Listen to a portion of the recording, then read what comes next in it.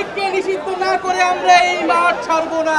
শেখ হাসিনার পতনের 9 মাসের মাথায় ছাত্র জনতার দাবির মুখে নিষিদ্ধ হলো আওয়ামী লীগের কার্যক্রম। এখানেই শেষ নয়, সরকারের পক্ষ থেকে জানানো হয়েছে ডিজিটাল প্ল্যাটফর্মেও কোনো কার্যক্রম চালাতে পারবে না রাজনৈতিক দলটি। রোববার সাইবার স্পেসে আওয়ামী লীগের কার্যক্রম নিষিদ্ধ করার ঘোষণা আসে।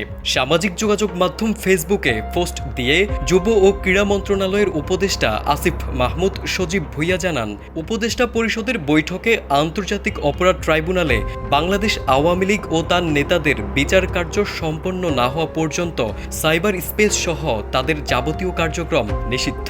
এখানে র্যাবের কোনো সদস্য যখনই কোনো অন্যায় করেছে, সাথে সাথে কিন্তু তাকে বিচারের আওতা আনা হয়েছে। উপদেষ্টা আসিফ লিখেছেন, দেশের নিরাপত্তা ও সার্বভৌমত্ব রক্ষা, জুলাই আন্দোলনের নেতাকর্মীদের নিরাপত্তা এবং আন্তর্জাতিক অপরাধ ট্রাইব্যুনালের বাদী ও সাক্ষীদের সুরক্ষার জন্য সন্ত্রাস বিরোধী আইনের অধীনে সাইবার স্পেসে আওয়ামী লীগের কার্যক্রম নিষিদ্ধ করার সিদ্ধান্ত গ্রহণ করা হয়েছে।